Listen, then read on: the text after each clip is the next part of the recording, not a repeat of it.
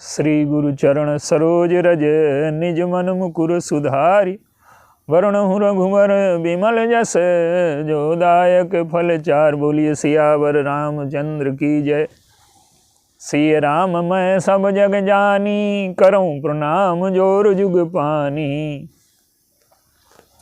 आइए, हमारे जीवन में जो दुख की समस्या है उसका समाधान हमारे शास्त्रों ने किया है।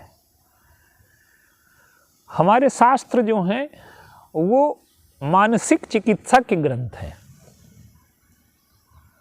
और जितना मनुष्य के मन को, मनुष्य के जीवन को, मनुष्य के संपूर्ण स्वरूप को हमने समझा है, हमारी संस्कृति ने समझा है, हमारे ऋषियों ने समझा है। संसार में कोई भी सभ्यता, कोई भी संस्कृति, कोई भी विज्ञान उस सीमा तक नहीं पहुंच पाया जहां तक हमने मानव मन के अंतरतम रहस्यों को जाना था। हमारे ऋषियों ने जीवन को बड़ी सूक्ष्मता से, बड़ी व्यापकता से, बड़ी गहराई से समझा है और मानव के दुख की समस्या का समाधान दिया। मनुष्य जो है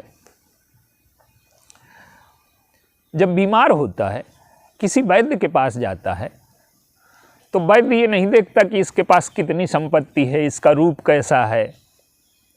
वो ये देखता है कि इसमें दोष क्या है। और दोषों में जो हमारी आयुर्वेदिक पद्धति थी वो देखता था कि त्रिदोष में से कौन सा दोष इस पर कुपित हुआ है, और त्रिदोष को संतुलन में लाने के लिए वो चिकित्सा करता था। तो हमारा जो सारा का सारा जीवन है, जो हमारा सुख दुख है, वो हमारे अंतःकरण पर निर्भर है।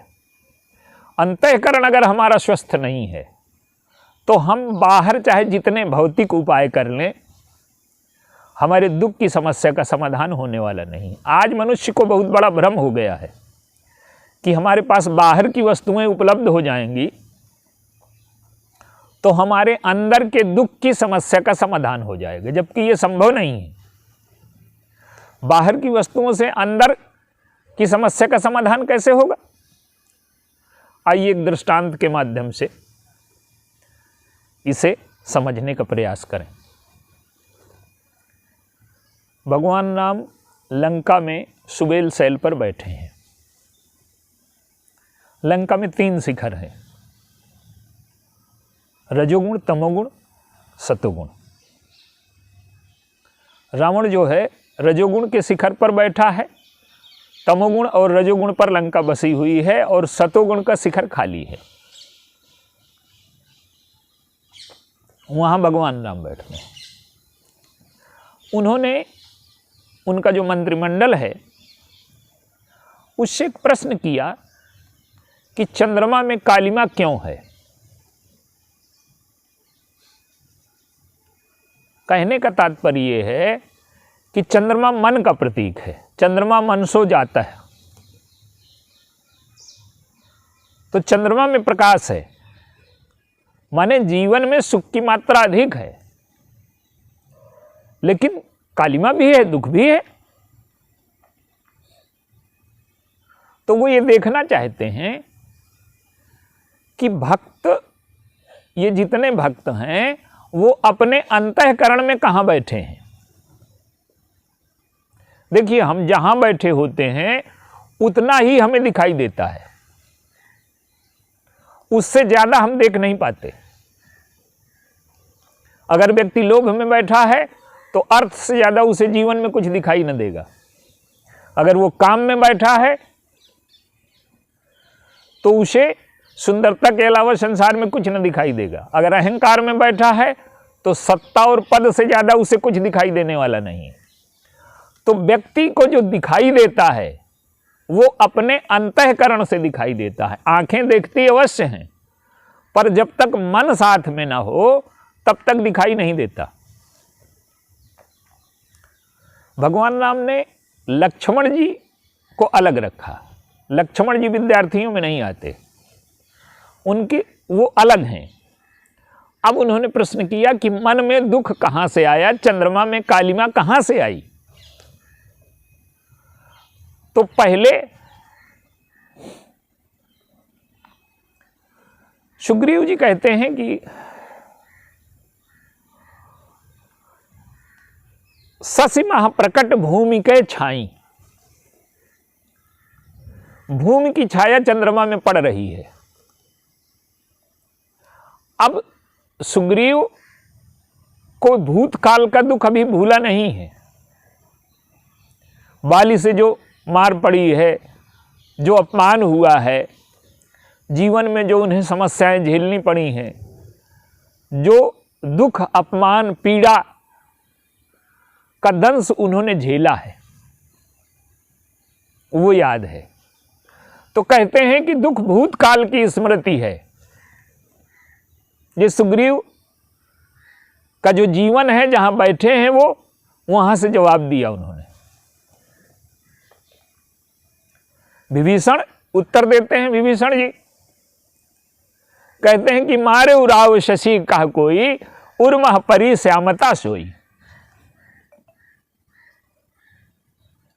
राहु ने चंद्रमा को मारी, लात मारी है, इसलिए वो जो श्यामता है, जो कालिमा है, जो दुख है, वो है। तो विभीषण लंका से अपमान करके निकाले गए हैं। रावण ने उनके हृदय में लात मारी है, वो लात अभी भूल नहीं रही उनको। तो सुग्रीव जी कहते हैं कि दुख भूतकाल में है, और विभीषण कहते हैं कि दुख अपमान में है।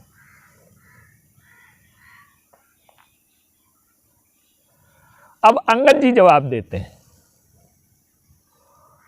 अंगद कहते हैं कि को कहे विधि विध विध जब विध रति मुख कीन्हा, और शार भाग शशि कहाँ हर लीन्हा।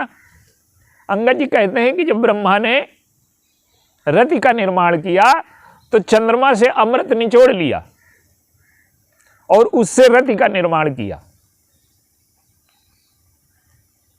इसलिए वो जो खालीपन है वो छेद हो गया है चंद्रमा में। अब देखिए, अंगद को पीड़ा है कि मेरा राज्य छीन लिया गया, मेरे पिता का राज्य था। तो अंगद कहते हैं कि स्वत्व का छीन जाना दुख का कारण है। वो जो छेद है वो दिखाई दे रहा है। तो अंगद के दुख का कारण है स्वत्व का छीन जाना, सुग्रीव के दुख का कारण है भूतकाल की स्मृति, और विभीषण के दुख का कारण है भूतकाल का अपमान। प्रभु ने भी उत्तर दिया, कहते हैं कि चंद्रमा विष का भाई है। कहे प्रभु गरल बंधु शशिकेरा, चंद्रमा का भाई विष है, और वो क्या करता है कि उस विष के माध्यम से विरहवंत नर नारियों को जलाता है। वो प्रभु ने अपनी दशा जो है विरही की प्रस्तुत की।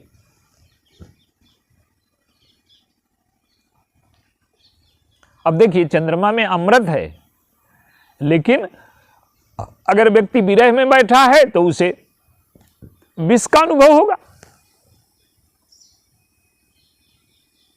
अंत में हनुमान जी उत्तर देते हैं, कहते हैं कि शशि तुम्हारे प्रिय दास, ये चंद्रमा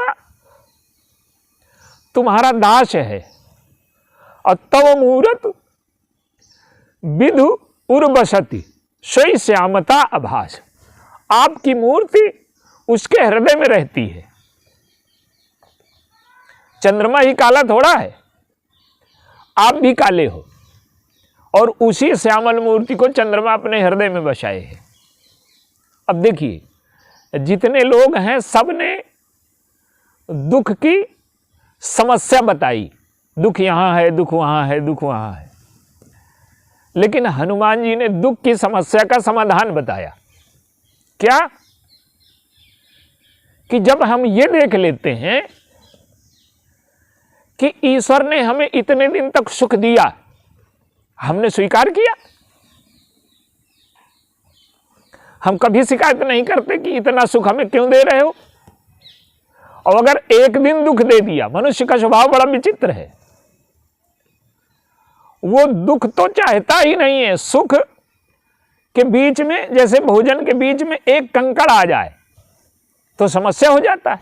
तो इसी प्रकार से सुख चाहे जितना मिले, छोटा सा भी दुख वो स्वीकार नहीं करना चाहता।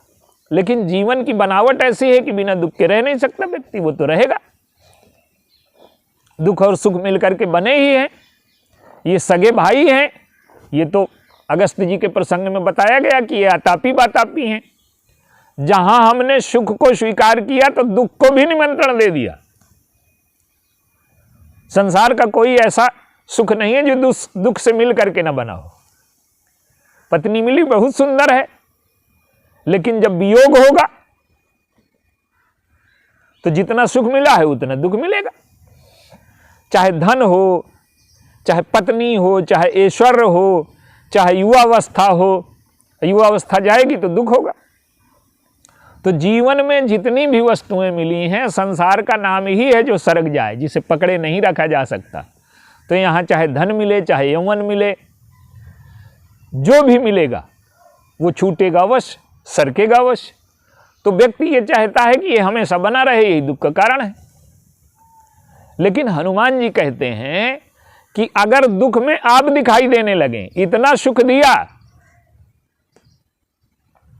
तो उसके लिए धन्यवाद नहीं दिया, और थोड़ा सा दुख मिल गया तो उसके लिए शिकायत करते हैं हम प्रभु से। और भगवान राम का जीवन देखिए, हनुमान जी ने जो कहा वो भगवान राम के जीवन में साकार है। कैकेयी ने इतना सुख दिया, उसे स्वीकार किया। अब जब कैकेयी दुख देने पर तुली है तो उसको भी स्वीकार करते हैं उसी मन से। जिस मन से सुख को स्वीकार किया था, उसी मन से दुख को स्वीकार किया, और उससे अधिक मन से स्वीकार किया। मेरी माँ ने मुझे प्रसन्न रखने के लिए इतने दिन प्रयत्न किया, तो मैं उसको प्रसन्न रखने के लिए 14 वर्ष का जीवन दान नहीं दे सकता।